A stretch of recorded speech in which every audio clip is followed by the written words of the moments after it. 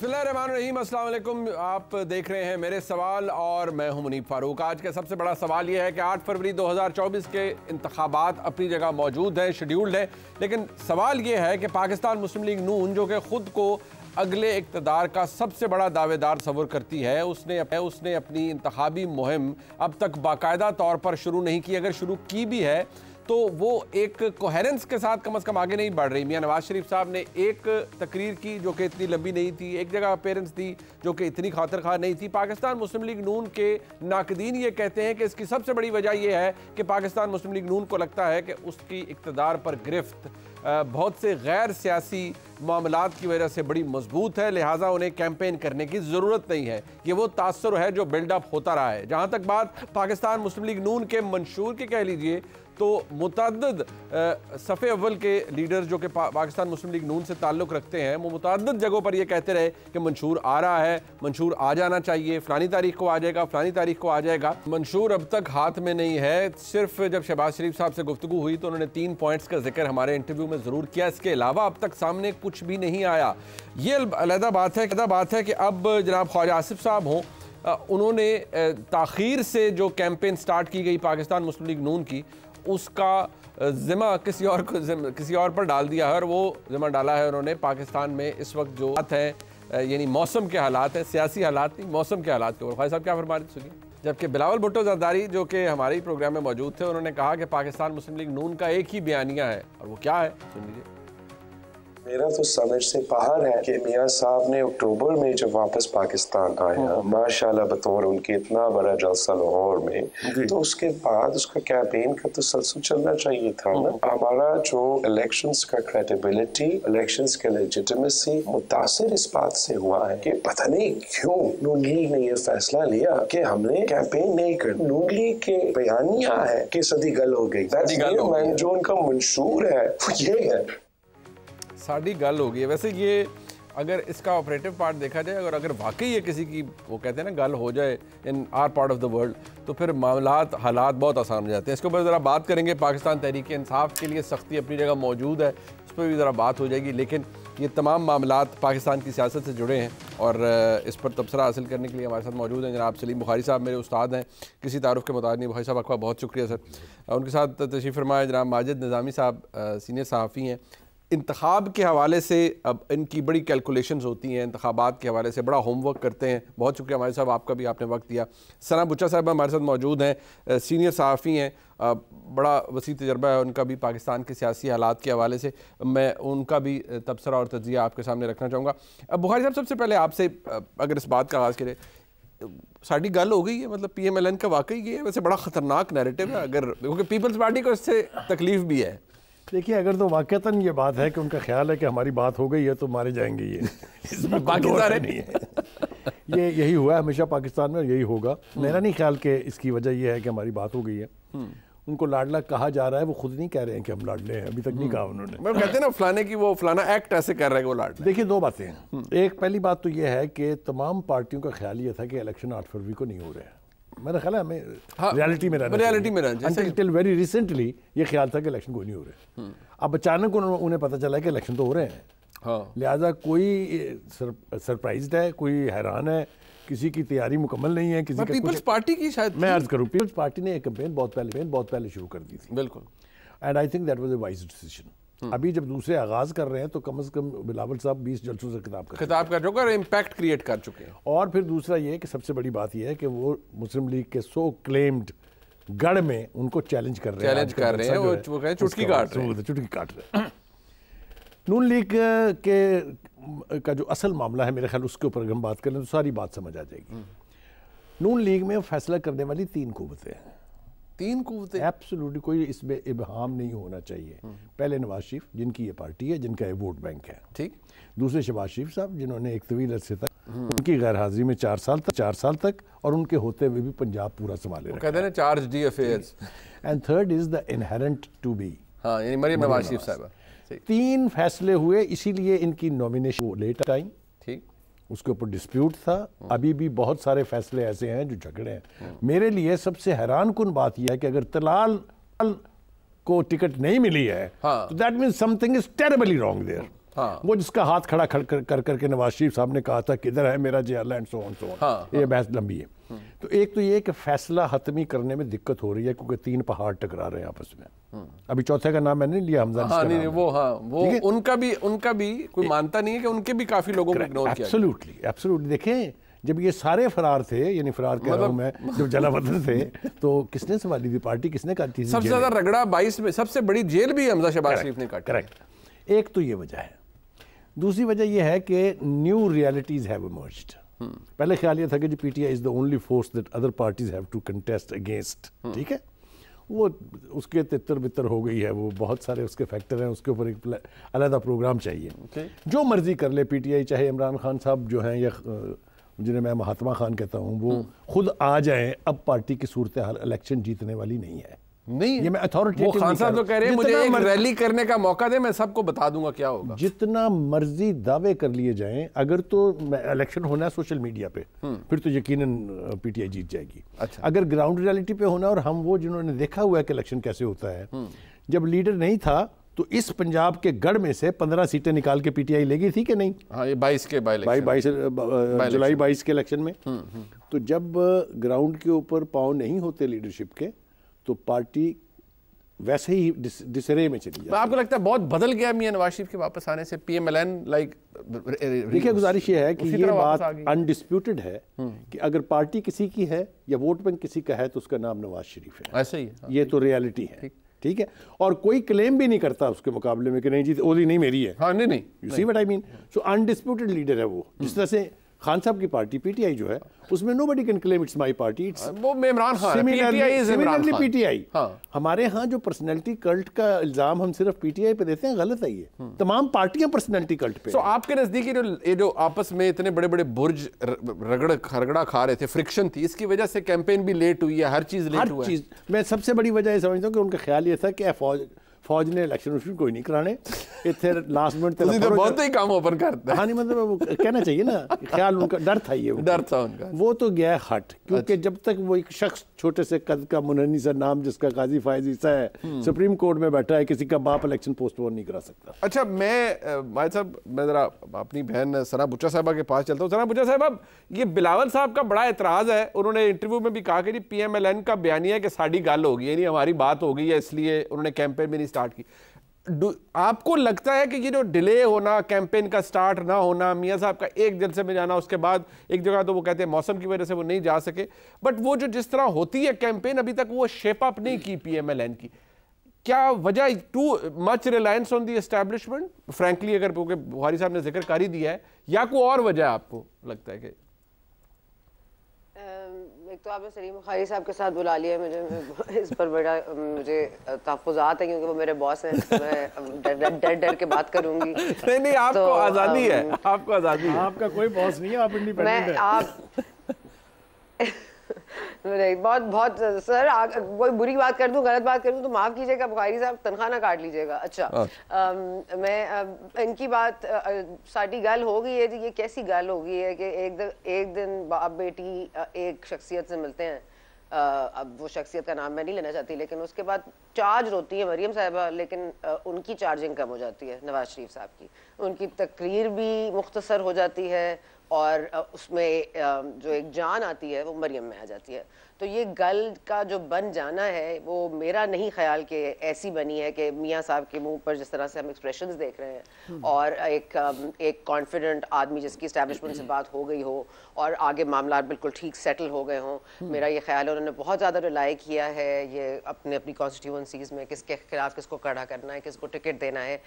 अगर उनकी गल हो गई होती तो ये सारा प्रोसेस मेरा ख्याल है वो ना कर रहे होते। अच्छा। लेकिन इस हद तक ज़रूर गल हुई थी कि आप तुसी आ जाओ तो फिर सारा कुछ आपको दे देंगे, लेकिन मेरा ख्याल है कि बात बनते बनते बिगड़ भी रही है। अच्छा। क्योंकि ये बहुत मुश्किल है कि ये जो लव स्टोरी है एस्टैब्लिशमेंट और नवाज शरीफ साहब की, वो चौथी बार अगर हमने देखा रिपीट होते हुए कि शॉर्ट स्टैंडिंग सी रिलेशनशिप हुई तो ये मुल्क के लिए अच्छा नहीं होगा। और 5 साल का मैंडेट लेकर वो आएँ और चू ना करें तो शायद मामला आगे बढ़ सके। लेकिन मेरा ख्याल है प्रॉब्लम्स विद इन पार्टी भी हैं, कॉन्फ्लिक्ट्स भी है। हमजा आज अपने आप कुछ एज चीफ मिनिस्टर पंजाब पेश कर रहे थे, आज वो खिताब कर रहे थे, और दूसरी जगह अता तारड़ साहब ने आज पंजाबी में खिताब किया है which I thought was in such bad taste. जिस तरह उन्होंने बिलावल भुट्टो जरदारी साहब को कहा कि वो अपनी माँ का खून बेच रहे हैं, आई डोंट थिंक इस तरह की बातें होनी चाहिए। We don't need another Khan in our politics. So I think थोड़ा सा नून लीग को अपनी ऐसी चीज़ों से भी परहेज करना चाहिए। और बिलावल भुट्टो आज एतजाज़ एहसन साहब साथ थे, और मेरा नहीं ख्याल कि गल हो गई है, क्योंकि फिर इस तरह से बिलावल साहब भी एक्टिव ना होते। अच्छा, मतलब ये this is a very interesting dimension जो आपने अभी अपने तज़किये में कहा है कि वो मुलाकात, अब ये बहैसियत सहाफ़ी आपका प्रोडक्टिव है कि आपकी खबर है कि उनकी मुलाकात हुई और मियाँ साहब का जो कॉन्फिडेंस लेवल था वो ज़रा शेकी आपको लगा, और बल्कि मरीम नवाज़ शरीफ साहिबा आपको ज़्यादा कॉन्फिडेंट नज़र आई, ज़्यादा एग्जूबरेंस उनके अंदर नज़र आई। निज़ामी साहब, अब एक मुझे बताएं भाई साहब कि ये दो मुख्तलिफ, एक तो बुखारी साहब का ये है कि पार्टी के अंदर फ्रिक्शन थी, इस वजह से डिले हुआ है, जबकि वहाँ जो सना बूटा साहबा कह रही है कि नहीं, अगर बात हो जाए तो फिर तो टेंशन ही नहीं होती ना। लेकिन आपको लगता है कि ये कोई पार्टी इंटरनल इश्यूज़ की वजह से कैंपेन भी लेट है, हर चीज़ डिलेड है PMLN की? इस वक्त तक तो फुल स्विंग में होती है ना कोई भी कैंपेन, जबकि PMLN इज़ लैगिंग बिहाइंड। जी बहुत शुक्रिया। मामला ये है कि जिस तरह यहाँ पर बात हुई, वो जो 4 बड़े थे उनमें से एक बड़ा हमजा शहबाज शरीफ तो निकल चुके हैं, अब 3 बड़े हैं, और उन 3 बड़ों ने डेफिनेटली टिकटों के ऊपर बहुत ज़्यादा वर्किंग की है। उसकी वजह यह है कि जब इनको लग रहा होता है कि हम इक़्तिदार के करीब हैं तो ये इस पर ख़ासी वर्किंग करते हैं। अच्छा। और 2013 में हमने देखा, 97 में हमने देखा, तो इसमें बड़ी कुछ इंटरेस्टिंग चीज़ें हैं। एक तो ये कि 97 में भी फरवरी में इलेक्शन हुए थे, ठीक है, तो इसलिए धुंध और बर्फबारी या सर्दी का जो एक बहाना है वो मेरा ख्याल है मुस्लिम लीग नून की तरफ से एक सियासी बयान है। ओके। दूसरा ये है कि मुस्लिम लीग नून सिर्फ और सिर्फ पंजाब पर इलेक्शन टिकट्स के लिए फोकस करती है। ठीक। पूरे पाकिस्तान में इलेक्शन टिकट्स पे फोकस करना शायद उनकी तरजीह नहीं होती, इसीलिए जब हम बात करते हैं कि जी 50 से ज़ायद टिकट्स नहीं दी गई, लेकिन पंजाब के अंदर उन्होंने वर्किंग की है। 141 सीट्स के अंदर से सिर्फ 11 ऐसी सीट्स हैं कि जिन पे PMLN का कैंडिडेट नहीं है। ठीक है। 7 उनमें से ऐसी हैं जो IPP के पास हैं, 2 ऐसी हैं जो उन्होंने काफ लीग को दे दी हैं। सिर्फ 2 ऐसी सीट्स हैं, एक भक्खर में, एक डेरा गाजी खान में, जहाँ पे मुस्लिम लीग नून का कैंडिडेट नहीं है। बाकी पंजाब की उनकी तैयारी मुकम्मल है, ठीक है, और वो पंजाब पर ही रिलाई करते हैं। अब इसमें इससे अगला मरहला IPP से जो सीट एडजस्टमेंट हुई है, उन 7 में से भी 3 सीटों पे मुस्लिम लीग नून के उम्मीदवार जो साबका उम्मीदवार थे वो एज ए इंडिपेंडेंट कंटेस्ट कर रहे हैं, तो इसलिए इनका ये ख्याल है कि 141 की हमारी तैयारी मुकम्मल है। ठीक है। चूँकि पंजाब 141 है जो कि 53% ऑफ असम्बली बनता है, तो इसलिए इनकी तरजीह में खैबर पख्तूनख्वा, बलूचिस्तान और सिंध है ही नहीं, मेन रिलायंस वो अपने बैटल ग्राउंड। और 2/3 मेजॉरिटी भी जब इन्होंने ली थी उस टाइम भी 207 में से 30 टिकटें इन्होंने नहीं दी थी। 176 के करीब इन्होंने टिकट्स इशू किए थे, उसमें से वो 2/3 मेजॉरिटी ले गए थे। ठीक है। तो इसलिए मैं नहीं समझता कि पूरे पाकिस्तान के मसाइल से उन्होंने नबर्द आजमा होना है। पंजाब की उन्होंने फील्डिंग मुकम्मल कर ली है और इसी के बेस पे वो इलेक्शन कैंपेन में जा रहे हैं। मतलब आपको ओवरऑल जो उनका तरीका कार है उससे ये लगता है कि उनकी रिलायंस या ये जो एक तासुर है कि इसको निगेट कर रही है PMLN, out of their skin आके वो निगेट करते हैं कि नहीं जी नहीं, ना ही हम लाडले हैं, ना ही हम किसी के फेवरेट हैं, हम तो इंतखाब लड़ रहे हैं और अपने ज़ोर पर जीतेंगे। ये आपको लगता है कि ये किसी वजह से है, फॉर अ रीज़न? मेरा ख्याल है कि शायद पिछले 5 से 7 साल में एक जो नया ट्रेंड आया पंजाब की पॉलिटिक्स में वो ये है कि जिस पे लाडला का इम्प्रेशन हो या जिसकी तरफ शकूक शुबहात भी हों कि ये लाडला है, तो उनको थोड़ी क्लैरिफिकेशन देनी पड़ती है। हमने इमरान खान के ज़माने में भी देखा कि वो बार बार ये बयान देते थे कि मैं 22 साल की, 23 साल की, 26 साल की जद्दोजहद के बाद आया हूँ। सो ये मेरा ख्याल है ये क्लैरिफिकेशन होती है। इसका हरगिज़ ये मतलब नहीं होता कि उनके मामलात कोई खटाई में पड़ रहे हैं या कोई गू मगू की कैफियत है। उसकी वजह यह है कि फ्रेंकली अगर हम बात करें तो मुस्लिम लीग नून के अलावा पंजाब में क्या ऑप्शन है इस्टेब्लिशमेंट के लिए? क्या वो पीपल्स पार्टी में इस कदर जान है तंजीमी तौर पे कि वो उसको पंजाब के अंदर सपोर्ट कर सकें? मुझे नहीं लगता। पीपल्स पार्टी की जो 10 साल की तंजीमी गफलतें हैं वो 3 महीने की या 6 महीने की इलेक्शन कैंपेन में तो दूर नहीं हो, मतलब वो ब्रिज नहीं हो सकता। तो इसलिए डेफिनेटली दोनों के पास ऑप्शन कोई नहीं है। अच्छा, ये जो ऑप्शन वाली बात है, इसलिए ये बात फिर अगर PMLN की तरफ से चले, आसमा बुखारी साहबा कहती है कि हम इसलिए कैंपेन या हमारी सुस्त है या लेट है क्योंकि पंजाब में गहमा गहमी नहीं, को हमारा मुकाबला ही नहीं है किसी से, कोई हमारे मुकाबले में है ही नहीं, फिर इसका मतलब है ये ग्राउंड रियलिटी से ताल्लुक है इसका मुकाबला ही कोई। आपको याद होगा कि ये बहुत कसरत से कहा जा रहा था कि पंजाब में अगर मुस्लिम लीग नून का मुकाबला किसी से है तो वो PTI है। PTI वन गुड रीज़न और अनदर वो फील्ड से उस तरह से यानी मौजूद नहीं है, तितर बितर है, वो अपनी जगह है। भाई ने और बीबी ने भी सवाल किया था, वो डरने वरने का वैसे ही कह रही है, डरती वरती नहीं है।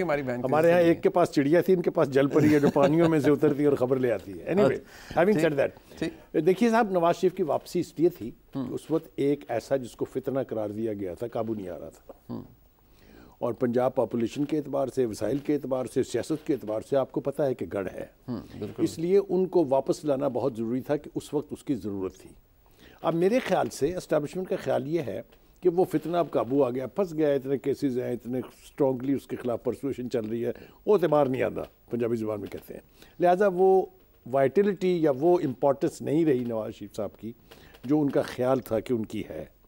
वो जिस तरफ इशारा किया गया और भाई ने भी जिस तरफ इशारा किया, आपने भी कहा, वो बिल्कुल ठीक है। Nawaz Sharif is enthusiasm is I mean fizzling out, आहिस्ता आहिस्ता कम होता जा रहा है। और उस दिन की तकरीर जो थी, इतना बड़ा जलसा, क्राउड छोटा नहीं था, क्राउड बड़ा और चार्ज क्राउड था, बेपनाह क्राउड था, उससे तो उन्हें बड़ा पुरजोश खिताब करना चाहिए था, लेकिन उन्होंने बेटी को आगे कर दिया है। मेरा ख्याल ये है कि ग्रेजुअली वो विड्रॉ करेंगे इस by the time the election are held, बहुत ज़्यादा आप उनकी एक्टिविटी नहीं देखेंगे।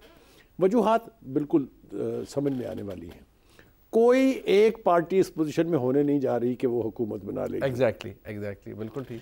सो वो जिसको पिछले 40 साल में कभी नेशनल गवर्नमेंट कहा गया, कभी गवर्नमेंट ऑफ नेशनल कंसेंसस कहा गया, कभी कुछ कहा गया, कभी सबको लेके चलेंगे, साथ लेके चलेंगे, ये होने जा रहा है। ठीक है, that means it will be a hung parliament and it will be the weakest of the government, a very controlled government, I would say. And that suits the establishment, you know that. दूसरी बात यह है कि peoples party, जैसे भाई ने बिल्कुल ठीक कहा, 3 महीने में या 4 महीने की कैंपेन में वो लॉस जो पिछले 25-30 साल से हुआ है उसको रिकवर नहीं कर सकते। सबसे बदकिस्मती की बात यह थी कि पीपल्स पार्टी ने लूज किया in presence of Benazir Bhutto, who was the most popular leader. Punjab में 7 सीटें आने का ड्रामा मैंने तो नहीं किया था ना, वो रियलिटी है।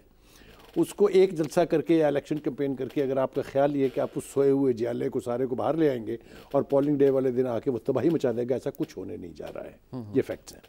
PTI का मैं हाल आपको बता चुका हूँ। IPP जो एक नई रियलिटी थी, उन्होंने इंतहाई विजडम से ये नारा लगाने की बजाय कि हम तबाही मचा देंगे, हम इलेक्शन जीत के हुकूमत बनाएंगे, वो मैं मिला हूँ लीडरशिप से, उनकी टॉप लीडरशिप से, वो बड़ी सेन अप्रोच है उनकी कि जनाब हमें जितना हमारा जुस्सा है उसके मुताबिक ही हमारा हिस्सा भी होगा। और हम बहुत ज़्यादा वाउच नहीं कर रहे हैं कुछ भी। हमें जितना भी सीटें मिलेंगी, हम ना मिनिस्टर बनना चाहते हैं, ना फेडरल मिनिस्टर बनना चाहते हैं, ना मशीर बनना चाहते हैं। ये बिल्कुल सही अप्रोच इसलिए है कि 3, 4, 5, 6 महीने में बनने वाली पार्टी कभी इलेक्शन को ओवरटर्न नहीं कर सकती। बिल्कुल ठीक। अच्छा, एक इससे पहले कि मैं अगले, हम जारी बात है PTI के हवाले से भी हमने बात करी है, मैं सना बुच्चा साहब, एक चीज़ जो कि मैं आपके सामने रखना चाहता हूँ कि क्योंकि बुखारी साहब ने भी अभी कहा और शायद लग भी ये रहा है, इसके बारे में बहुत दफ़ा हम बात भी कर चुके हैं कि बड़ी शायद मखलूत किस्म की वो एक पार्लियामेंट बनने जा रही है इन इलेक्शंस के नतीजे में। सो आपको लगता है कि मियाँ साहब की जो, जिस तरह आपने इशारा किया कि उनका जो थोड़ा शायद वो इतने ज़्यादा को बहुत ज़्यादा एंथुसियास्टिक नहीं रहे या नहीं हैं, उसकी वजह ये भी है कि शायद एक इतनी कमज़ोर पार्लियामेंट या एक कमज़ोर हुकूमत के वज़ीर आज़म वो बनना भी नहीं चाहेंगे। Do you think he would be thinking like this? देखिए, हम भूल जाते हैं कि एक तो आपको एक रूलिंग जमात है और एक अपोजिशन ने भी आना है। यहाँ पर तो सभी जीत रहे हैं, तो अपोजिशन में पता नहीं किसने बैठना है, क्योंकि सभी को 2/3 अक्सरियत मिल रही है। बिलावल साहब को देखें तो वो भी सबको जीत रहे हैं, 2/3 अक्सरियत नून लीग को भी हासिल है। PTI कहते हैं जी वो खंबे को भी खड़ा कर दें, तो आजकल वो हर वकील को खड़ा कर रहे हैं। मेरा ये ख्याल है कि हंग पार्लियामेंट वाला एक डेफिनेटली इशू रहेगा, लेकिन उससे ज़्यादा आई थिंक मियाँ साहब के एंथुसियास्टिक ना होने में, अगेन मुझे क्लैरिफाई करने दें, मियाँ साहब का बयानिया इंतकामी बुनियादों पर मबनी है। उन्होंने बहुत सारी चीज़ें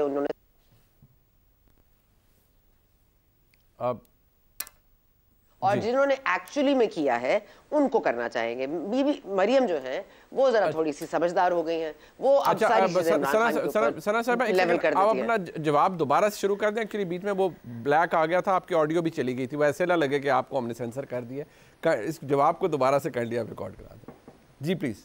पूरा जवाब? जी जी पूरा, सॉरी वो बीच में बिल्कुल ब्लैक आ गया था, ऑडियो भी उड़ गई थी। अच्छा, मैं गई थी मियाँ साहब के एंथुसियास्टिक ना होने की एक बहुत बड़ी वजह यह है कि वो जो बात करना चाहते हैं वो इंतकामी बुनियादों पर मबनी है, और बीबी मरियम ये बात को सही तौर पर समझ के जिसको टारगेट कर रही हैं 9 मई तो वो इमरान खान है। जो नाम मियाँ साहब की ज़बान पर हैं या दिल में हैं वो ज़बान तक नहीं ला पा रहे हैं या नहीं लाना उनको दिया जा रहा, तो मेरा ख्याल है इस हवाले से भी बात है। तो ये तो हो गया कॉन्फिडेंस में कमी क्यों आई है, because what he wants to say, मतलब जिनका वो नाम लेना चाहते हैं उनके नाम लेने की इजाज़त नहीं है, और अगर उनके नाम लेने की इजाज़त नहीं है तो फिर ये सारा तमाम तमाशा क्यों हो रहा है।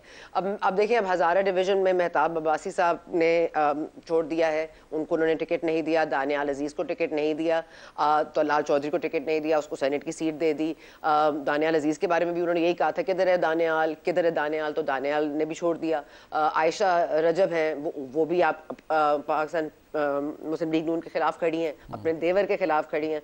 तो देखें, नून लीग में इन फाइटिंग बहुत ज़्यादा है, और इन फाइटिंग वहाँ नहीं होती जहाँ पे डील्स हो गई होती हैं। इसलिए हमारे यहाँ डील कब तक पता नहीं चलेगा, जब तक इलेक्शन नहीं हो जाते, मुकम्मल नहीं हो जाते, pre poll post election day rigging नहीं हो जाती। उसके बाद आपको पता है नंबर गेम बहुत इंपॉर्टेंट होती है। नेशनल असेंबली में आपको पता है कितने नैरो मार्जिन से खान साहब को वज़ीर आज़म बनाया गया था। तो मेरा ख्याल है कि लेट्स लीव इट, क्योंकि ये काम जो सारा है ये जरदारी साहब कर रहे हैं पीछे से। आपको बिलावल साहब नजर आ रहे हैं, लेकिन जो पीछे से जरदारी साहब कर रहे हैं वो जरा ज्यादा इंटरेस्टिंग है, बहुत इंटरेस्टिंग है। एक ब्रेक लेते ही वापस बात पाकिस्तान तहरीक इंसाफ से के हवाले से हो जाए। उनकी सख्ती कम नहीं हो रही, और अब तो गौहर खान साहब खुद भी ये कह उठे हैं कि कुछ खत्म होना चाहिए, कुछ रुकना चाहिए, लेकिन खुद रुकता नजर नहीं आ रहा। क्यों? एक ब्रेक के बाद। सीज फायर होनी चाहिए, फ्यूचर की तरफ बढ़ना चाहिए, लेकिन इमरान खान साहब से मंसूब किए गए वो आर्टिकल जिसके बारे में पहले कहा जाता रहा कि पता नहीं खुद लिखा है नहीं लिखा, पर किसी ने कहा आर्टिफिशियल इंटेलिजेंस, पता नहीं वो खबर सही थी दुरुस्त थी, बट फैक्ट ये है कि पीटीआई ओन्स इट, और वो कहते हैं कि जो खान साहब ने जो लिखा वो बिल्कुल ठीक है। लेकिन खान साहब तो फिर ये कह रहे हैं जो सबसे ज़्यादा प्रेसिंग इशू है उस मामले के अंदर, वो ये कि सानहा 9 मई खुद साख्ता एक फॉल्स फ्लैग ऑपरेशन था, सब कुछ था। अब ऐसी सूरत हाल में पीटीआई के खिलाफ जो एक मामला या एक तनाव है वो कैसे ख़त्म हो? भाई साहब, ये फैक्टर तो अपनी जगह मौजूद है। पीटीआई के हवाले से वो कह रही है कि एस्टैब्लिशमेंट कोई हाथ हौला नहीं कर रही और कोई मोड़ नहीं पड़ रहा हमारी तकलीफ के अंदर। मेरे ख्याल से सही बात करने की आप मुझे इजाज़त देंगे? जी जी। मैंने पहले भी कहा था कि मेरी मुलाकात हुई थी एक आईपीपी के बहुत ही सीनियर लीडर से। उन्होंने जो बात मुझे समझाई है, मुझे जो बात खुद समझ नहीं आ रही थी वो मुझे बहुत आसानी से समझ आ गई। मैं कोशिश करता हूँ आपकी वसातत से आपके नाज़रीन को भी समझाऊँ। वो ये है कि जब खान साहब ने ये रियलाइज़ किया कि अब मैं आई एम वेल सेटल्ड, तो फिर उनको एक ख्याल आया कि जो मुझे लेके आए थे तमाम तर पार्टियों की मौजूदगी में, वो कल को मुझे हटा के किसी और को भी ला सकते हैं। उनका पहले तो उनसे तो निपट लूँ मैं, ठीक। तो अब ये आप तय कर लें कि फ़ौज के साथ खान साहब की लड़ाई was well thought out, wasn't sudden. दूसरी बात ये है कि ये जो कहते हैं ना कि 9 मई जाली था, वो थोड़ा सा पीछे चले जाके खान साहब का बयान सुप्रीम कोर्ट के अंदर बैठे हुए जब उन्होंने कहा था कि आपने देख लिया मुझे हाथ लगा के क्या हुआ है, कल दोबारा आप मुझे पकड़ेंगे तो इससे भी बदतर होगा, याद है आपको भी कि नहीं? बिल्कुल ऐसे, ठीक है। अच्छा, एक तो ये कि ये लड़ाई हमें समझ में आती है कि खान साहब का ख्याल ये था कि ये हैं वो सारे जो फितने हैं, इनको एलिमिनेट करना बहुत ज़रूरी है। It was totally out of the Bloom approach, और उसका नतीजा वो भुगत रहे हैं। दूसरी बात देखिए, पीटीआई के ने ये रवाज खुद डाला। आप go back too early 2 years of PTI, आप किसी को नहीं छोड़ूंगा, सबको जेलों में भेजूंगा। सो मच सो कि उनके वजीर और मशीर जब प्रेस कॉन्फ्रेंस करते थे तो बताते थे कौन सी जेल में जाएगा, किसको कितने साल सज़ा होगी, किसको किसकी ज़मानत होगी। आप ये सब कुछ याद रखना चाहिए, ये रियलिटीज़ है, I am not talking in the air. अच्छा, ये सब कुछ चढ़ गया दिमाग को, एंड देन द थॉट कि वेयर इज़ द, वो चूहा एक जो था ना, वो उसने शराब की बोतल फेंकी, शराबी ने पी के उसने मुंह बीच में डाला, चढ़ गई, उसको दुम पे खड़ा हो गया, उसने कहा वेयर इज़ द कैट। तो ये जो where is the cat approach है ना, इसने तबाही फेरी है। अब जो अली गौहर साहब फरमा रहे हैं कि एनफ इज एनफ, नहीं अब कोई रास्ता निकलना चाहिए, कल तक के इनके बयान देखिए ज़रा, एक हफ्ता पहले तक के, तो मतलब कहने का ये कि अब अगर रियलाइजेशन है कि नहीं मिस फायर हो गया, it will take time. But ये इस इलेक्शन में उनको रिजल्ट नहीं देने जा रही, ठीक, ये they will have to wait now. मतलब आपको लगता है ये इंतजार है। बट माहिर साहब, आपके नज़दीक जो अब पीटीआई का एक नई पॉलिसी भी है ना कि वो किसी तरह इंटरनेट को इस्तेमाल करें, डिजिटल चीज़ें इस्तेमाल करें और इलेक्शन के अंदर पीटीआई को वो चीज़ मदद दे, आपको लगता है कि नोटेबल्स नहीं है, बल्ले का निशान नहीं है, पीटीआई इम्पैक्ट डाल पाएगी ऐसे कैंडिडेट्स को जिनके लिए बिल बोर्ड्स के ऊपर निशान लगा, इमरान खान की तस्वीर लगी है कि ये इमरान खान की हिमायत याफ्ता उम्मीदवार है और यही पीटीआई का कैंडिडेट ऐसे वोट मिले? अभी तो मेरा ख्याल है बहुत मुश्किल होता जा रहा है तहरीक इंसाफ के लिए। उसकी वजह यह है कि किसी भी मुआशरे में या किसी भी ग्रोह को जब आपने तोड़ना होता है या नफसियाती तौर पे शिकस्त देनी होती है तो खौफ, नाउमीदी और कन्फ्यूजन, फियर फैक्टर, ये तीन चीज़ें जो है इस वक्त तहरीक इंसाफ के साथ भी हो रही हैं। और ये जो लास्ट फेज़ है इसमें जो नाउमीदी है मेरा ख्याल है ये थोड़ी सी बढ़ रही है। वो नाउमीदी ये है कि क्या 8 फरवरी को पोलिंग स्टेशन पर जाने का फ़ायदा होगा या नहीं होगा। जब ये चीज़ें सामने आएंगी तो तहरीक इंसाफ के लिए हाँ, जहाँ पर उनके इलेक्टेबल्स हैं, मजबूत उम्मीदवार हैं, वो डेफिनेटली अपनी कैंपेन्स कर रहे हैं, लेकिन शहरों के अंदर ख़ासी मुश्किल का सामना है। और इसके साथ साथ जो बात होती है तहरीक इंसाफ के बयानिए की, बयानिए में मेरा ख्याल है अभी तक मुफाहिमत नहीं आई और उसकी वजह यह है कि इमरान खान मेरा ख्याल है तैयब उर्दगान बनना चाह रहे थे लेकिन वो मोहम्मद मुर्सी वाली किसी शक्ल में उनका इख्तिताम हुआ।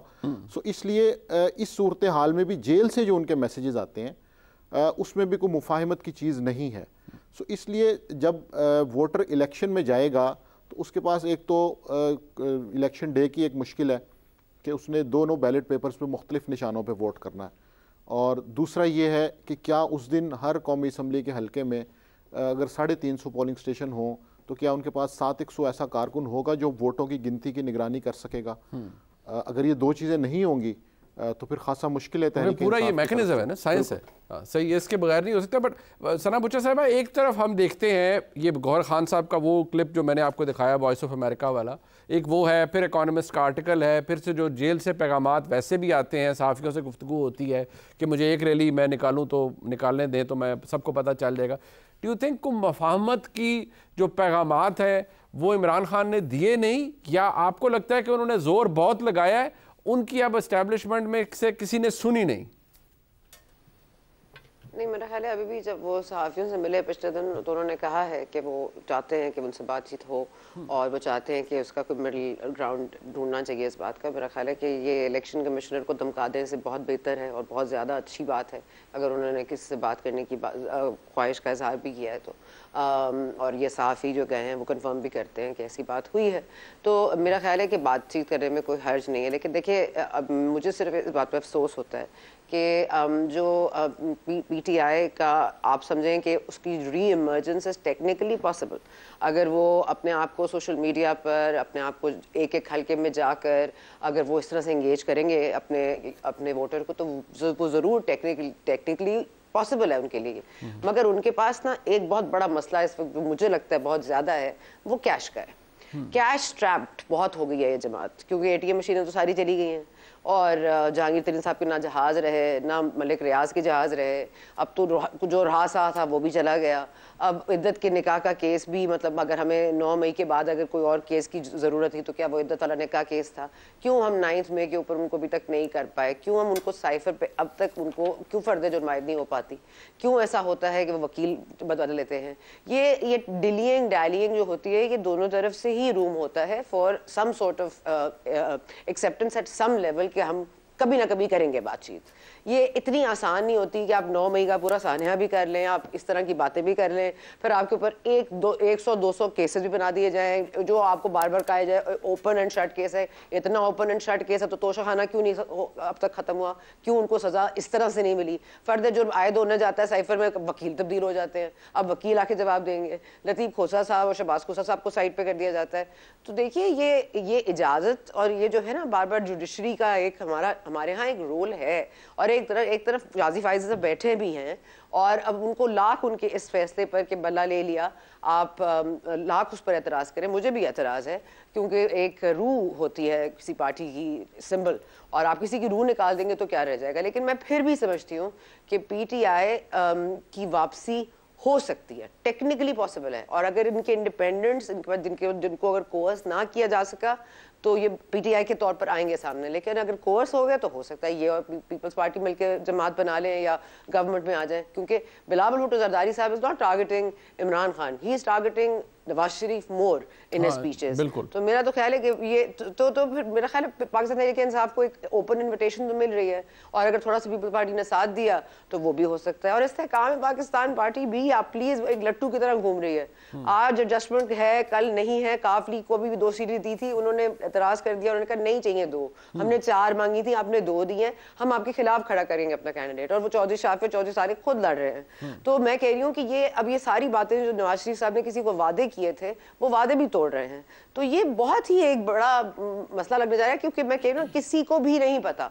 ये बात तो करते हैं कि हमें मिनिमम सादा अक्सरियत चाहिए, आपको मिनिमम सादा अक्सरियत नहीं मिलेगी और किसी को भी नहीं मिलेगी, लेकिन मुझे फिर भी ये लगता है कि पीपल्स पार्टी और PTI के जो इंडिपेंडेंट्स हैं वो इकट्ठे हो सकते हैं, बट PTI का मसला ये कैश स्टार्व्ड है, और जो अभी हाईलाइट किया हमारे इंतजामी साहब ने भी कि एक जो पीपल्स पार्टी के अपने मसाइल हैं, लेकिन तहरीक इंसाफ का सबसे बड़ा मसला ये भी है कि जो इलेक्शन डे की मशीनरी है वो पाकिस्तान तहरीक इंसाफ के पास सैडली इस वक्त मौजूद नहीं है, जिसकी वजह से वो इम्पैक्ट नहीं क्रिएट कर पाएंगे। अपने मेहमानों का शुक्रिया अदा करता हूँ जी। प्रोग्राम में एक ब्रेक शामिल करते हैं, वापस आएंगे। कानूनी मामला जो कि पाकिस्तान तहरीक इंसाफ को इन जनरल और इमरान खान साहब को इन पर्टिकुलर घेरे हुए हैं, उनकी वैल्यू क्या है, क्या वहाँ कानून के मुताबिक मामला आगे चल रहे हैं या कानून से बाला होकर बहुत से काम किए जा रहे हैं। एक ब्रेक के बाद पास आती है।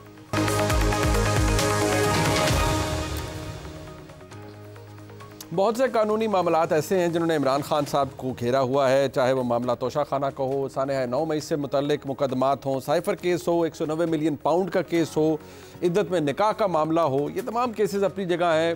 इमरान खान साहब की बेल भी हो चुकी है, तोशा खाना के अंदर भी, साइफर केस के अंदर भी अभी जुडिशल पर हैं, 9 मई के हवाले से केसेस हैं, फिर 190 मिलियन पाउंड का केस है।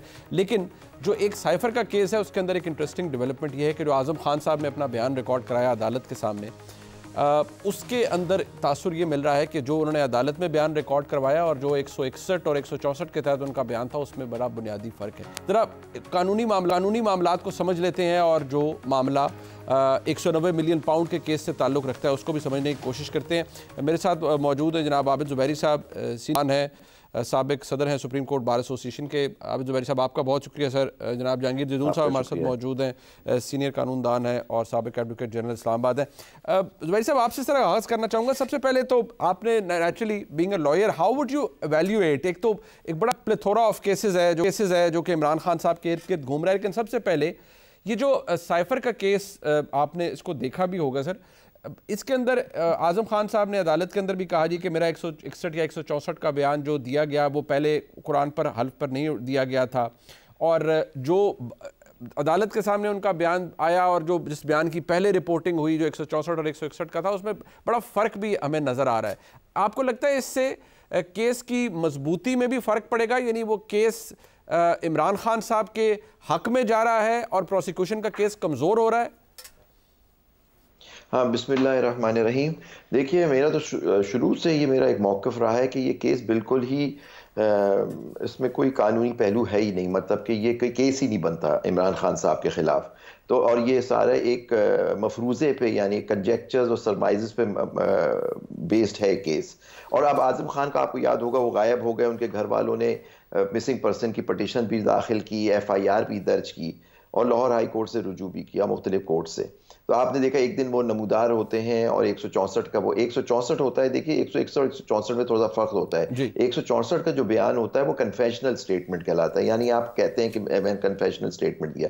उसकी कानूनी हैसियत क्या है वो ट्रायल में सेट होता है, उसको एक्यूज के खिलाफ इस्तेमाल किया जा सकता है। लेकिन जो पॉइंट है जो कन्फेशनल स्टेटमेंट देता है वो आके मुकर भी सकता है कि जी, जबकि मैजिस्ट्रेट के ऊपर पाबंद है पूछने के लिए कि आप जो 164 को कन्फेशनल स्टेटमेंट दे रहे हैं आप किसी दबाव के तहत या किसी और उसके तहत तो नहीं दे रहे।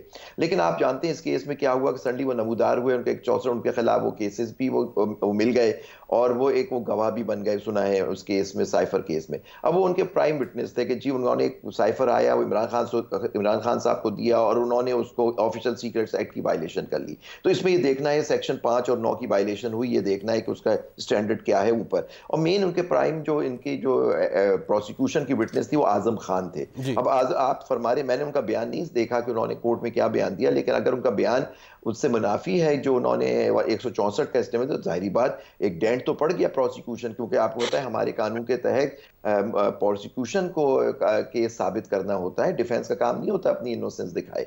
प्रोसिक्यूशन को बियॉन्ड ऑल रीजनेबल डाउट कहना होता है कि साइफर का जो केस है, और साइफर जो है वो ऑफिशियल सीक्रेट्स एक्ट की उन्होंने वायलेशन की, इसके तहत वो एक जुर्म के मुर्तकब हुए, उसको उनको सजा मिलनी चाहिए। तो मैं समझता हूं कि साइफर केस तो वैसे ही कुछ नहीं है, क्योंकि एक आपने पर्चा लहरा दिया, मैंने और आपने तो नहीं देखा। और आपको याद होगा जब ये साइफर के बात हुआ, वो चीफ जस्टिस ऑफ पाकिस्तान को भी भेजा गया, मुख्तलिफ मौक़िफ़ भी, क्योंकि एक मौक़िफ़ था उनका कि जी ये एक उनके हुकूमत के खिलाफ एक कॉन्स्पिरेसी हो रही है जिसमें यहाँ के लोकल लोग भी शामिल हैं और उसको मिला के उनकी हुकूमत को गिराने की कोशिश हो रही है। तो लेकिन पॉइंट इज दैट के, और आपने देखा ये वो साइफर था जिसके बाद में कमेटी की, बड़ी सीनियर कमेटी की, आर्मी चीफ्स और गवर्नमेंट की और सबकी एक मीटिंग हुई और एक डिमार्च भी भेजा गया अमेरिका को कि that amounted to interference in the internal affairs of Pakistan. तो देखिए अगर ये सारी बातें सामने आ जाएंगी तो फिर उनके केस क्या है? मैं समझता हूँ साइफर का केस ज्यादा इस तरह से उनको किया गया है ताकि उनको फंसाया जाए मुख्तलिफ केसों में जो आप उनके खिलाफ 200 बनाए गए। लेकिन एक्चुअली आपको पता है झूठ की टांगे तो होती नहीं, तो आहिस्ता आहिस्ता जो सारी बातें होती हैं वो आहिस्ता खुल जाएंगी। लेकिन आप देखें उसमें उनकी बेल भी हो गई है, उनकी मतलब बेल्स भी मिल चुकी है, लेकिन उनको रिहा नहीं मिल रहा क्योंकि उनको मुख्तलिफ केसों में उनको गिरफ्तार कर लिया जाता है। और आप देखिए उनका ट्रायल पब्लिक पे भी नहीं होता ताकि अवाम उनको एक मकबूल लीडर को देख भी ना सके, वो जेल में होता है। इवन इलेक्शन कमीशन वाले भी जेल पहुंच जाते हैं अपना केस चलाने के लिए। Interesting time. अच्छा सर, ये जहांगीर जदून साहब, ये इंपॉर्टेंट है कि अगर ये साइफर केस क्योंकि इसके ऊपर एक बहुत बड़ा नैरेटिव है बनाया गया। अब जो बुनियादी फ़र्क है, क्योंकि अभी जिस तरह जारी बात है हर एक ने उसको बारीकी से, लेकिन जो फ़र्क हम निकाल पाए हैं कि रैली में लहराया जाने वाला पेपर बानी पीटीआई ने ना खोला ना पढ़ा। मैं नहीं जानता वो पेपर क्या था, जबकि इससे कबल के बयानात में जो रिकॉर्ड भी किए गए 164 161 में आज़म खान साहब का, उन्होंने कहा जी जलसे में लहराया जाने वाला कागज़ साइफर था।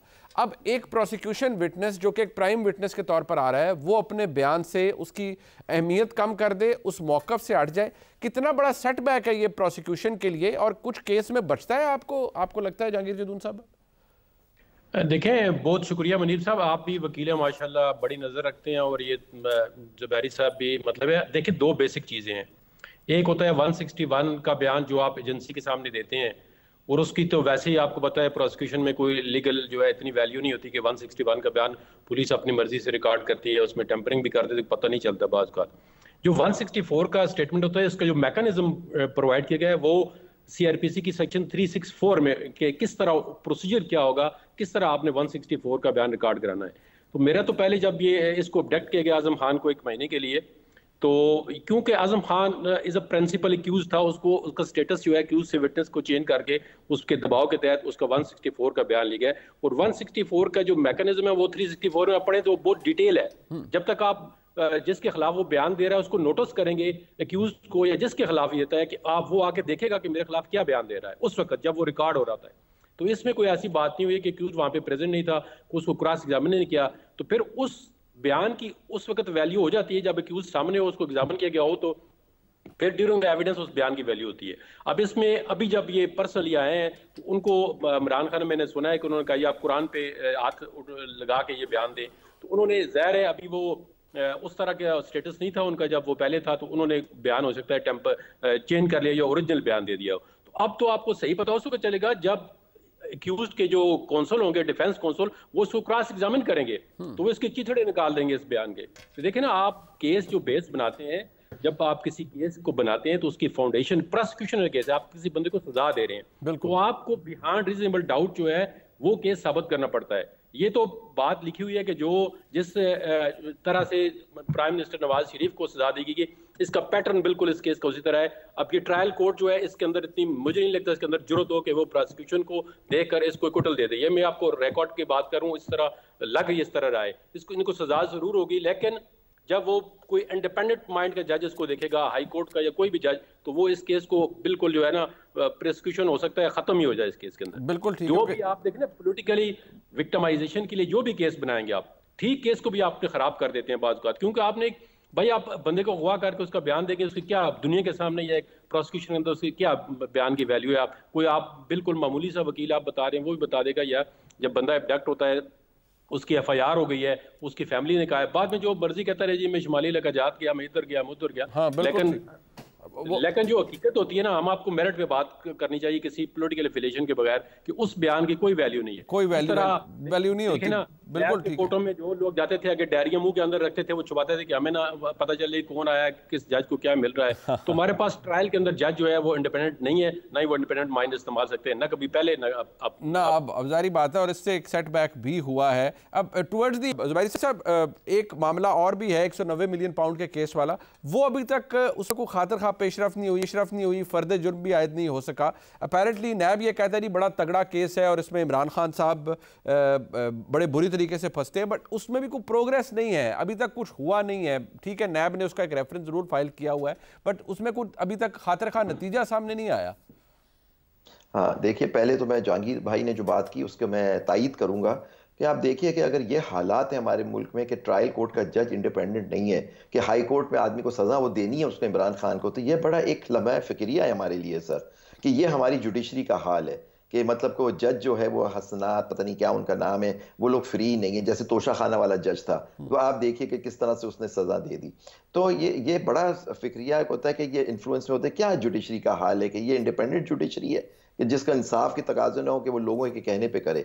तो 190 मिलियन पाउंड का देखिए रेफरेंस तो नवाज शरीफ साहब और जरदारी साहब और XYZ के खिलाफ बड़े पक्के रेफरेंसेस इन्होंने बुलाए, हाल देखिए उनका क्या हुआ है, क्या आज तक शहादतें वो लेके नहीं आ सके। तो ये हाल 190 का भी होगा। और आपको याद है वो मशरिक बैंक कौन सा बैंक है जिसने सुप्रीम कोर्ट में वो स्टेटमेंट जमा करा दिया और कहा है कि प्रोसीजर ऑफ क्राइम, ये सारा वो जो उनका नैरेटिव था वो तो उस एफिडेविट से जो दुबई का बैंक था उसने जो दाखिल किया, ये चीज इसमें इमरान खान का तो कोई लेना देना ही नहीं है इसके अंदर। तो ये मैं समझता हूँ कि जब भी उस केस में वो फॉलो नहीं कर रहे, लेकिन जैसे जहांगीर भाई ने फरमाया कि उनको अपने मर्जी के जज जरूर मिल जाएंगे जो उसमें भी सजा दे देंगे। ठीक, मैं अपना मेहमानों का शुक्रिया अदा करूंगा, जहांगीर जदून साहब का और साहब का। प्रोग्राम आपने देखा जी, इसका फीडबैक हमें जरूर दीजिएगा। देखने का बहुत शुक्रिया। खुदा हाफिज़।